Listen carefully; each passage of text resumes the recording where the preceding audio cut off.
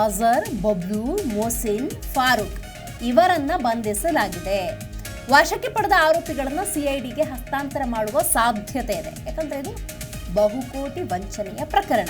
ದೆಹಲಿ, ಇಂದೋರ್ ಸೇರಿದಂತೆ ಹಲವೆಡೆ ಶೋಧ ಮುಂದುವರೆದಿದೆ.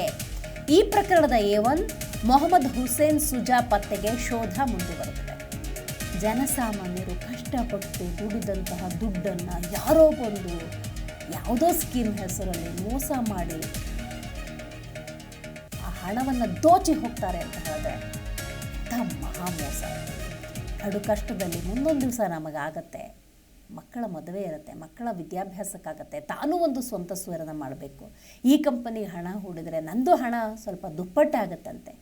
ಎಂಥ ಆಸೆ ಕಂಗಳಿಂದ ಸಾವಿರಾರು ಜನ ಆಸೆ ಇಟ್ಕೊಂಡು ಕಾಯ್ತಾ ಇರಬಹುದು.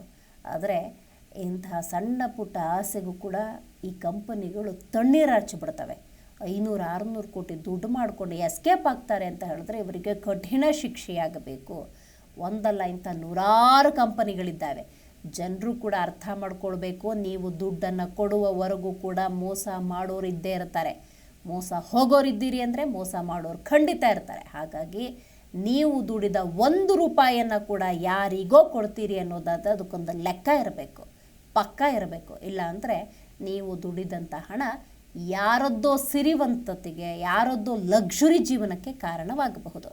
ರೈಟ್, ದರ್ವೇಶ್ ಗ್ರೂಪ್ನ ಬಹುಕೋಟಿ ವಂಚನೆ ಪ್ರಕರಣ. ಈ ಪ್ರಕರಣದ ಒಂದಷ್ಟು ಅಪ್ಡೇಟ್ಸ್ ಅಂತ ನೋಡೋದಾದರೆ 500-600 ಕೋಟಿ ರೂಪಾಯಿ ಹಣವನ್ನು ಇಲ್ಲಿ ವಂಚನೆ ಮಾಡಲಾಗಿದೆ. ಸಾವಿರಾರು ಜನರಿಂದ ವಸೂಲಿ ಮಾಡಲಾಗಿದೆ. ಈ ಪ್ರಕರಣಕ್ಕೆ ಸಂಬಂಧಪಟ್ಟಂತೆ ಅಜರ್, ಬಬ್ಲು, ಮೊಹಸಿನ್, ಫಾರೂಕ್ ಬಂಧನ ಆಗಿದೆ. ಈ ಪ್ರಕರಣದ A1 ಮೊಹಮ್ಮದ್ ಹುಸೇನ್ ಸುಜಾ ಪತ್ತೆಗೆ ಶೋಧ ಮುಂದುವರೆದಿದೆ.